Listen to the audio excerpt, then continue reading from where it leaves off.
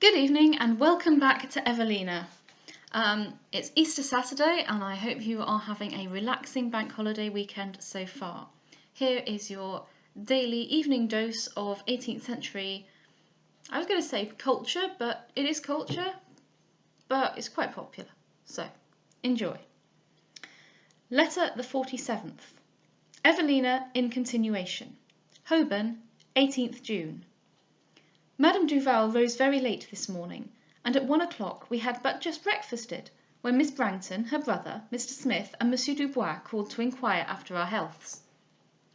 This civility in young Brangton, I much suspect, was merely the result of his father's commands, but his sister and Mr. Smith, I soon found, had motives of their own. Scarce had they spoken to Madame Duval, when advancing eagerly to me, "Pray, ma'am," said Mr. Smith, "who was that gentleman?" "Pray, cousin," said Miss Brangton, "was not he the same gentleman as you ran away with that night at the opera?" "Goodness, that he was," said young Brangton, "and I declare as soon as ever I saw him I thought I knew his face." "I'm sure I'll defy you to forget him," answered his sister. "If once you had seen him, he is the finest gentleman I ever saw in my life. Don't you think so, Mr. Smith?" "Why, you won't give the lady time to speak," said Mr. Smith. "Pray, ma'am, what is the gentleman's name?" "Willoughby, sir." "Willoughby? I think I have heard the name. Pray, ma'am, is he married?" "Lord, no, that he is not," cried Miss Brangton. "He looks too smart by a great deal for a married man. Pray, cousin, how did you get acquainted with him?" "Pray, miss," said young Brangton in the same breath, "what's his business?" "Indeed, I don't know," answered I. "Something very genteel, I dare say," added Miss Brangton, "because he dresses so fine." "It ought to be something that brings in a good income," said Mr. Smith, "for I am sure he did not get that suit of clothes he had on for under £30 or £40, for I know the price of clothes pretty well. Pray, ma'am, can you tell me what he has a year?" "Don't talk no more about him," cried Madame Duval, "for I don't like to hear his name. I believe he's one of the worst persons in the world, for though I never did him no manner of harm, nor yet so much as hurt a hair on his head, I know he was an accomplice with that fellow Captain Mervyn, to take away my life." Everybody but myself now crowding round her for an explanation, a violent rapping at the street door was unheard, and without any previous notice, in the midst of her narration, Sir Clement Willoughby entered the room. They all started, and with looks of guilty confusion, as if they feared his resentment for having listened to Madame Duval, they scrambled to their chairs, and in a moment were formally seated. Sir Clement, after a general bow, singling out Madame Duval, said with his usual easiness, "I've done myself the honour of waiting on you, madam, to inquire if you have any commands to Howard Grove, whither I am going tomorrow morning." Then, seeing the storm that gathered in her eyes, before he allowed her time to answer, he addressed himself to me. "And if you, madam, have any with which you will honour me, I shall be happy to execute them." "None at all, sir." "None? Not to Miss Mervyn? No message, no letter?" "I wrote to Miss Mervyn yesterday by the post." "My application should have been earlier had I sooner known your address." "Ma foi!" cried Madame Duval, recovering from her surprise. "I believe nobody never saw the like of this." "Of what, madame?" cried the undaunted Sir Clement, turning quick towards her. "I hope no one has offended you." "You don't hope no such a thing!" cried she, half choked with passion, and rising from her chair. This motion was followed by the rest, and in a moment everybody stood up. Still Sir Clement was not abashed. Affecting to make a bow of acknowledgment to the company in general, he said, "Pray, I beg, ladies, gentlemen, pray don't let me disturb you. Pray keep your seats." "Pray, sir," said Miss Brangton, moving a chair toward him, "won't you sit down yourself?" "You are extremely good, ma'am, rather than make any disturbance." And so saying, this strange man seated himself, as did in an instant everybody else, even Madame Duval herself, who, overpowered by his boldness, seemed too full for utterance. He then, and with as much composure as if he had been an expected guest, began to discourse on the weather, its uncertainty, the heat of the public places in summer, the emptiness of the town, and other such common topics. Nobody, however, answered him. Mr. Smith seemed afraid, young Brangton ashamed, Monsieur Dubois amazed, Madame Duval enraged, and myself determined not to interfere. All that he could obtain was the notice of Miss Brangton, whose nods, smiles, and attention had some appearance of entering into conversation with him. At length, growing tired, I suppose, of engaging everybody's eyes and nobody's tongue, addressing himself to Madame Duval and to me, he said, "I regard myself as peculiarly unfortunate, ladies, in having fixed upon a time for my visit to Howard Grove when you are absent from it." "So I suppose, sir, so I suppose," cried Madame Duval, hastily rising, and the next moment as hastily seating herself. "You'll be wanting of somebody to make your game of, and so you may think to get me there again. But I promise you, sir, you won't find it so easy a matter to make me a fool. And besides that," raising her voice, "I've found you out, I assure you. So if ever you go to play your tricks upon me again, I'll make you no more ado, but go directly to a justice of peace. So, sir, if you can't think of nothing but make people ride about the country at all hours of the night, just for your diversion, why, you'll find I know some justices as well as Justice Tyrrell." Sir Clement was evidently embarrassed at this attack, yet he affected a look of surprise, and protested he did not understand her meaning. "Well," cried she, "if I don't wonder where people can get such impudence. If you'll say that, you'll say anything. However, if you swear till you're black in the face, I shan't believe you, for nobody shan't persuade me out of my senses, that I'm resolved." "Doubtless not, madam," answered he, with some hesitation, "and I hope you do not suspect I ever had such an intention. My respect for you—" "Oh, sir, you're vastly polite all of a sudden. But I know what it's all for. It's only for what you can get. You could treat me like nobody at Howard Grove, but now you see I've a house of my own, you've a mind to wheedle yourself into it. But I sees your design, so you needn't trouble yourself nor take no more trouble about that. For you shall never get nothing at my house, not so much as a dish of tea. So now, sir, you see I can play you trick for trick." There was something so extremely gross in this speech that it even disconcerted Sir Clement, who was too much confounded to make any answer. It was curious to observe the effect which his embarrassment, added to the freedom with which Madame Duval addressed him, had upon the rest of the company. Every one, who before seemed at a loss how, or if at all, to occupy a chair, now filled it with the most easy composure, and Mr. Smith, whose countenance had exhibited the most striking picture of mortified envy, now began to recover his usual expression of satisfied conceit. Young Brangton, who had been apparently awed by the presence of so fine a gentleman, was again himself, rude and familiar, while his mouth was wide distended into a broad grin at hearing his aunt give the beau such a trimming. Madame Duval, encouraged by this success, looked around her with an air of triumph, and continued her harangue. "And so, sir, I suppose you thought to have it all your own way, and to have come here as often as you pleased, and have got me to Howard Grove again on purpose to have me served as you did before. But you shall see I'm as cunning as you, so you may go and find somebody else to use in that manner, and to put your mask on and to make a fool of. For as to me, if you go to tell me your stories about the tower again, for a month together, I'll never believe 'em no more. And I'll promise you, sir, if you think I like such jokes, you'll find I'm no such person." "I assure you, ma'am, upon my honour, I really don't comprehend. I fancy there is some misunderstanding." "What? I suppose you're telling me next you don't know nothing of the matter?" "Not a word, upon my honour." "Oh, Sir Clement," thought I, "is it thus you prize your honour?" "Pardi!" cried Madame Duval, "this is the most provokingest part of all. Why, you might as well tell me I don't know my own name."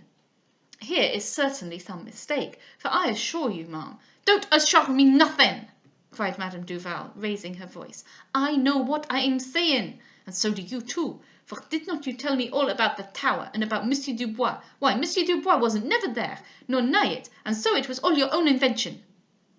"May there not be two persons of the same name? The mistake was but natural." "Don't tell me of no mistake, for it was all on purpose. Besides, did you not come, all in a mask, to the chariot door and help me put in that ditch?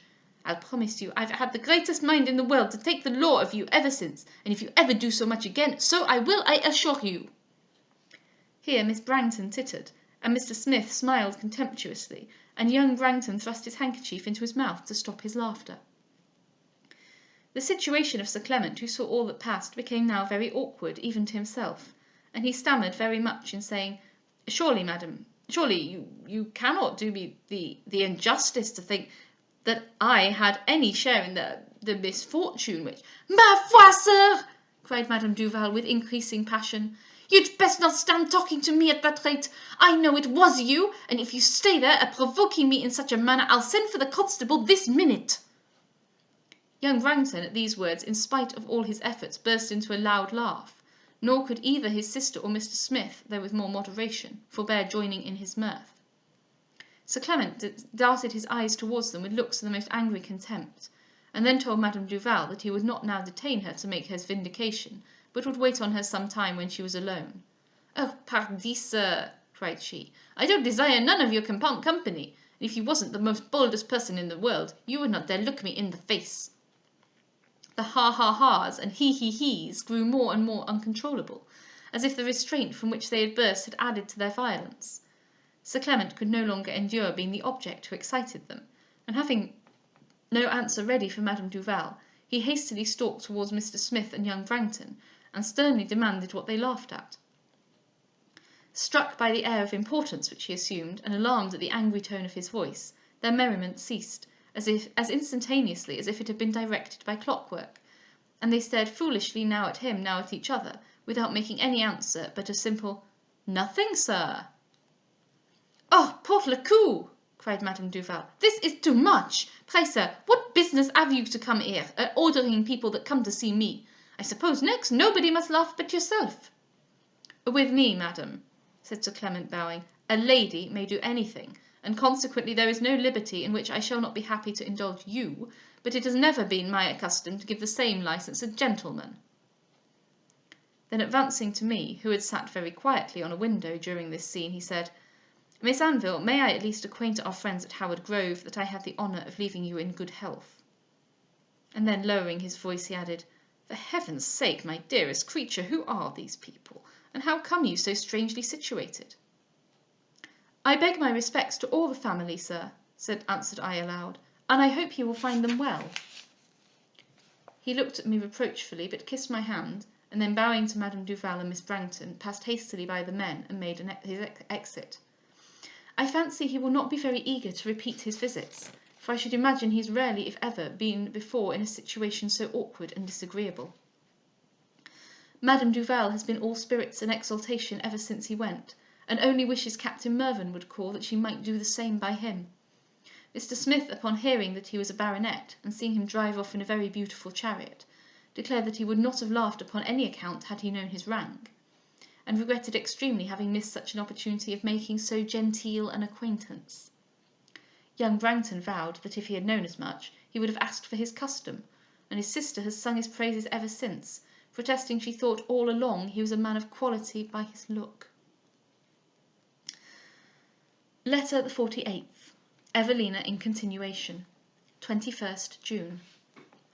The last 3 evenings have passed tolerably quiet, for the Vauxhall adventures had given Madame Duval a surfeit of public places. Home, however, soon growing tiresome, she determined tonight, she said, to relieve her ennui by some amusement, and it was therefore settled that we should call upon the Brangtons at their house, and thence proceed to Marylebone Gardens. But before we reached Snow Hill we were caught in a shower of rain. We hurried into the shop, where the first object I saw was Mr. Macartney with a book in his hand, seated in the same corner where I saw him last. But his looks were still more wretched than before, his face yet thinner, and his eyes sunk almost hollow into his head. He lifted them up as we entered, and I even thought that they emitted a gleam of joy. Involuntarily I made to him my first curtsy. He rose and bowed with a precipitation that manifested surprise and confusion. In a few minutes we were joined by all the family, except Mr. Smith, who fortunately was engaged. Had all the future prosperity of our lives depended upon the good or bad weather of this evening, it could not have been treated as a subject of greater importance. "Sure never anything was so unlucky! Lord, how provoking! Might rain for ever if it would hold up for now." These and such expressions, with many anxious observations upon the kennels, filled up all the conversation till the shower was over. And then a very warm debate arose whether we should pursue our plan or defer it to some finer evening. The Miss Brangtons were for the former, their father was sure it would rain again. Madame Duval, though she detested returning home, yet dreaded the dampness of the gardens. Monsieur Dubois then proposed going to the top of the house to examine whether the clouds looked threatening or peaceable. Miss Brangton, starting at this proposal, said they might go to Mr. Macartney's room if they would, but not to hers. This was enough for the brother, who with a loud laugh declared he would have some fun, and immediately led the way, calling us all to follow. His sisters both ran after, but no one else moved. In a few minutes, young Brangton, coming halfway downstairs, called out, "Lord, why don't you all come? Why, here's Paul's things all about the room." Mr. Brangton then went, and Madame Duval, who cannot bear to be excluded from whatever is going forward, was handed upstairs by Monsieur Dubois.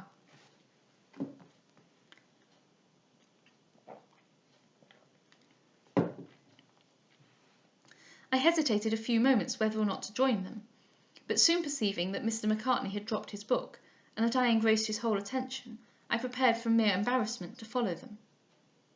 As I went, I heard him move from his chair and walk slowly after me.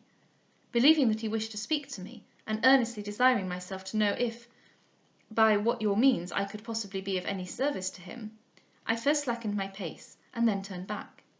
But though I thus met him halfway, he seemed to want courage or resolution to address me. For when he saw me returning, with a look extremely disordered, he retreated hastily from me. Not knowing what I ought to do, I went to the street door, where I stood some time, hoping he would be able to recover himself. But on the contrary, his agitation increased every moment. He walked up and down the room in a quick but unsteady pace, seeming equally distressed and irresolute, and at length, with a deep sigh, he flung himself into a chair. I was so much affected by the appearance of such extreme anguish that I could remain no longer in the room. I therefore glided by him and went upstairs, but ere I had gone 5 steps, he precipitately followed me, and in a broken voice called out, "Madam, for heaven's sake!" He stopped, but I instantly descended, restraining as well as I was able the fullness of my own concern. I waited some time in painful expectation for his speaking. All that I had heard of his poverty occurring to me, I was on the point of presenting him my purse, but the fear of mistaking or offending him deterred me. Finding, however, that he continued silent, I ventured to say, "Did you, sir, wish to speak to me?" "I did," cried he with quickness, "but now I cannot." "Perhaps, sir, another time. Perhaps if you recollect yourself." "Another time," repeated he mournfully. "Alas, I look not forward but to misery and despair." "Oh, sir," cried I, extremely shocked, "you must not talk thus. If you forsake yourself, how can you expect—" I stopped. Tell me," cried he with eagerness. "Who are you? Whence you come? And by what strange means you seem to be arbitress and ruler of the destiny of such a wretch as I am?" "Would to heaven," cried I could serve you." "You can." And how? Pray tell me how." "To tell you is death to me." "Yet I will tell you.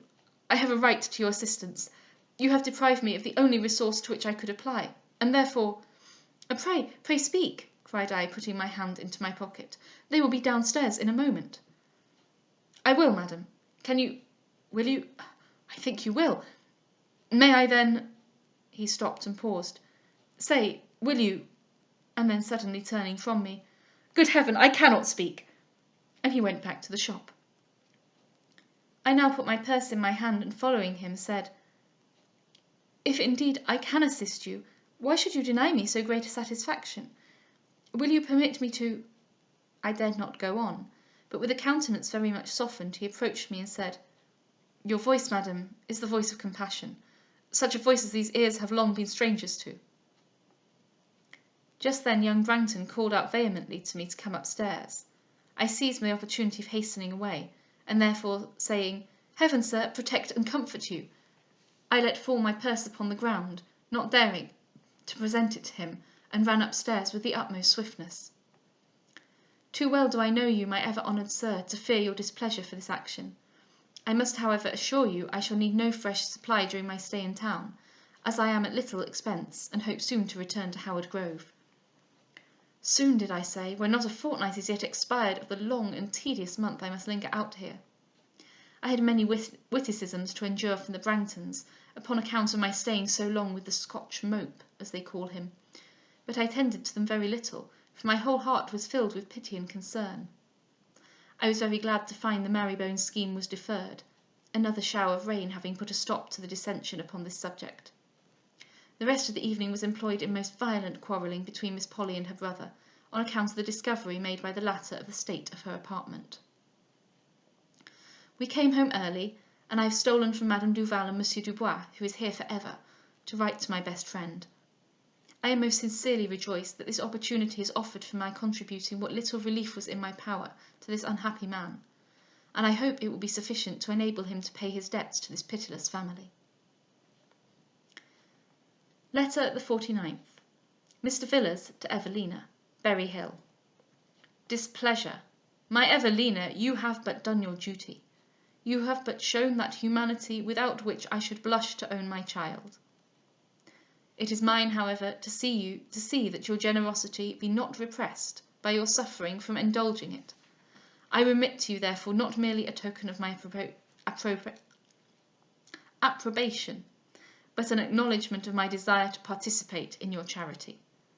O my child, were my fortune equal to my confidence in thy benevolence, with what transport should I, through what thy means, devote it to the relief of indigent virtue? Yet let us not repine at the limitation of our power, for while our bounty is proportioned to our ability, the difference of the greater or less donation can weigh but little in the scale of justice. In reading your account of the misguided man, whose misery has so largely excited your compassion, I am led to apprehend that his unhappy situation is less the effect of misfortune than of misconduct. If he is reduced to that state of poverty represented by the Brangtons, he should endeavour by activity and industry to retrieve his affairs, and not pass his time in idle reading in the very shop of his creditors. The pistol scene made me shudder. The courage with which you pursued this desperate man at once delighted and terrified me. Be ever thus, my dearest Evelina, dauntless in the cause of distress. Let no weak fears, no timid doubts deter you from the exertion of your duty, according to the fullest sense of it that nature has implanted in your mind. Though gentleness and modesty are the peculiar attributes of your sex, yet fortitude and firmness, where occasion demands them, are virtues as noble and as becoming in women as in men. The right line of conduct is the same for both sexes, though the manner in which it is pursued may somewhat vary, and be accommodated to the strength or weakness of the different travellers. There is, however, something so mysterious in all you have yet seen or heard of this wretched man, that I am unwilling to stamp a bad impression of his character upon so slight and partial a knowledge of it. Where anything is doubtful, the ties of society and the laws of humanity claim a favourable interpretation. But remember, my dear child, that those of discretion have an equal claim to your regard.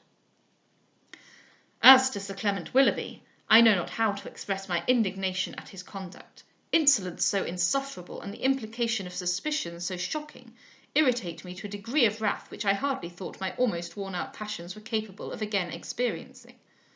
You must converse with him no more. He imagines, from the pliability of your temper, that he may offend you with impunity, but his behaviour justifies, nay, calls for, your avowed resentment. Do not, therefore, hesitate in forbidding him your sight. The Brangtons, Mr. Smith and young Brown, however ill-bred and disagreeable, are objects too contemptible for serious displeasure. Yet I grieve much that my Evelina should be exposed to their rudeness and impertinence. The very day that this tedious month expires, I shall send Mrs. Clinton to town, who will accompany you to Howard Grove. Your stay there will, I hope, be short, for I feel daily an increasing impatience to fold my beloved child to my bosom. Arthur Villars. We will pause there and contemplate the mystery of Mr. Macartney and his missing Scottish accent. Have a lovely evening. Good night.